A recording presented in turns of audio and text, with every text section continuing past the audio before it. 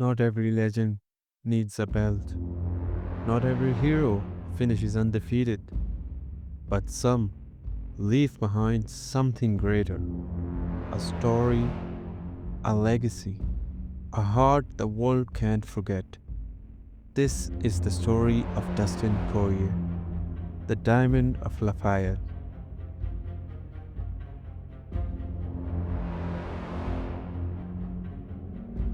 Lafayette, Louisiana, a place where toughness isn't taught in gyms, it's taught in life. Dustin Poirier grew up fighting his way through the noise, through the streets, through the struggle. Expelled from school, restless, angry, but when he stepped into a boxing gym for the first time, he didn't just throw punches, he found purpose. From that moment on, he was chasing something bigger than himself.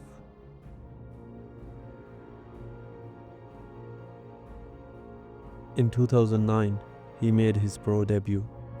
By 2010, he was in WEC, young, explosive, and hungry. He fought like every round was his last, and even when he lost, he learned, he evolved, he never looked back.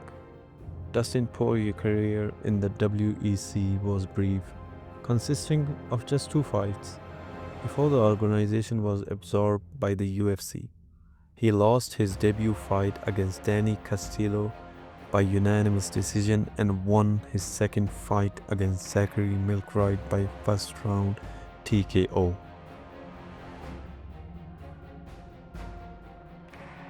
In 2011, a new name enters the UFC, Dustin Poirier, UFC 125.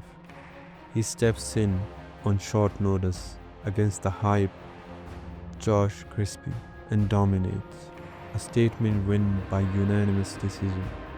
UFC 131. Another win, this time against Jason Young, then Pablo Garza.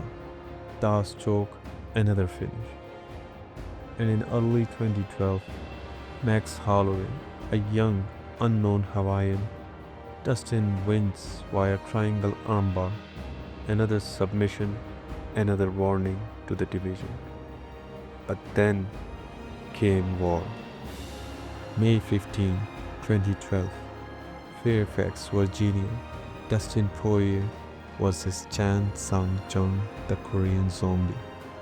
4 rounds of chaos, blood, scrambles, submission, madness. It was a fight of the year, but Dustin lost, caught in a Das choke in the 4th. Still, something was born that night. Not a loss, but a legacy. The world saw what Dustin Poirier was made of, and it wasn't just hard, it was hellfire. He came back later that year, submitting Jonathan Brookins with another Das choke, but consistency was elusive.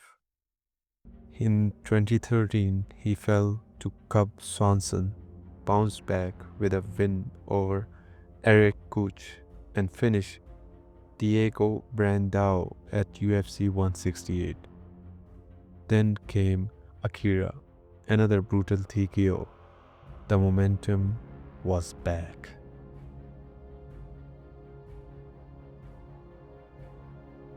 By 2014, Dustin had built a resume at Featherweight.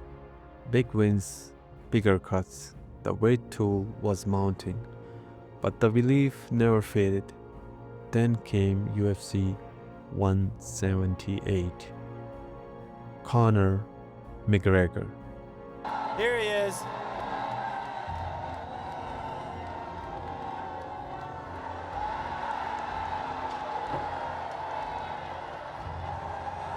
The build-up was nuclear.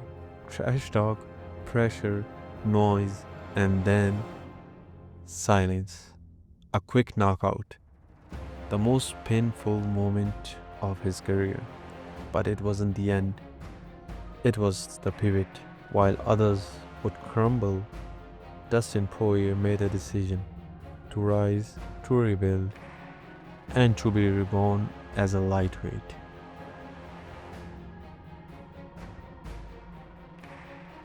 2015, the diamond moves to 155 and everything changes. No more brutal weight cuts, no more draining battles before the fight even started. At lightweight, he was stronger, calmer, sharper.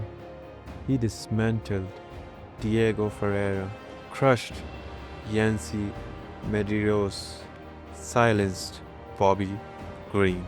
The chaos was still there, but now it had purpose. It wasn't just brawling anymore, he was hunting. Every punch was aimed at the crown.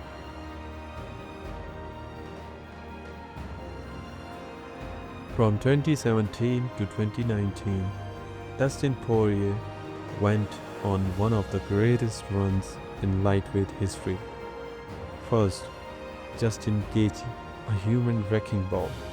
For 4 rounds, they traded pain, low kicks, uppercuts, elbow, carnage, but Poirier endured and finished Gaethje with fire in his fists. Then, Eddie Alvarez, Bad Blood, a controversial first fight, followed by a violent resolution, knees, punches, and a KO that shook the division. And then UFC 236, Max Holloway, his old rival, the featherweight king, now chasing lightweight glory. 5 rounds of relentless pace, 230 combined strikes, blood, heart, war, and at the end, it was Dustin Poirier who stood tall. For the first time, he held UFC gold, the interim lightweight champion. No longer the underdog, now the man.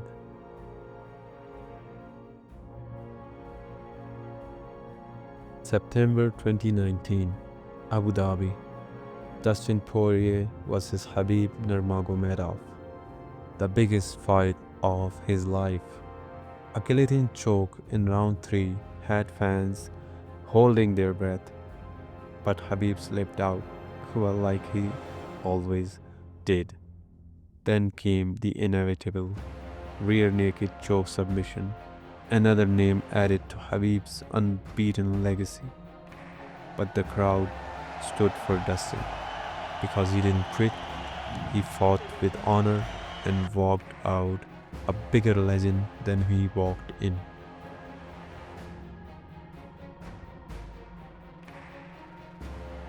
Then came the rivalry that would define a generation. Conor McGregor. The trash talk, the build-up, the stakes. UFC 257. Poirier shuts the lights off with a brutal knockout. A leg kick masterclass. UFC 264. A wild first round and then a snap. McGregor legs shatters. And of course, he didn't say anything after that. Poirier wins again. This wasn't just revenge, it was a statement that Dustin Poirier wasn't just here to fight, he was here to rule.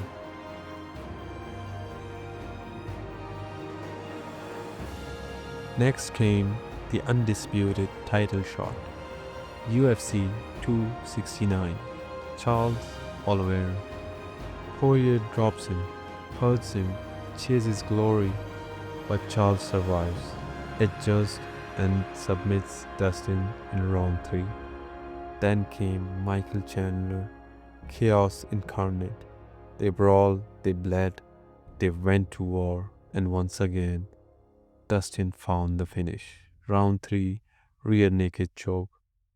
Every fight was a gamble, but Dustin always bet on himself.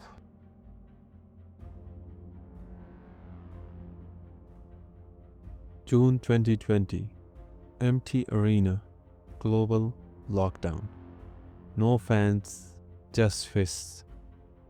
Dan Hooker vs Dustin Poirier. 5 rounds of madness. one of the greatest fight in UFC history. That night, the Diamond reminded the world no one fights like him.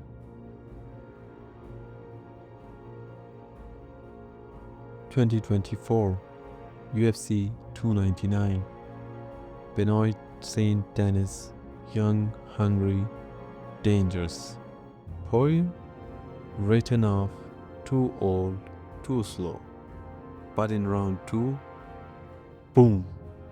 A left hand from hell, a walk-off knockout.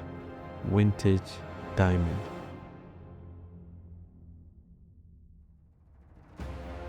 June 2025. One more title shot.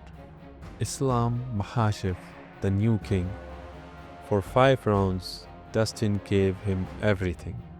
He survived the takedowns, landed a big hook in round 3. There was hope. But in round 5, Islam took his back. And with one final choke, it was over. Dustin tapped, not in defeat, but in peace.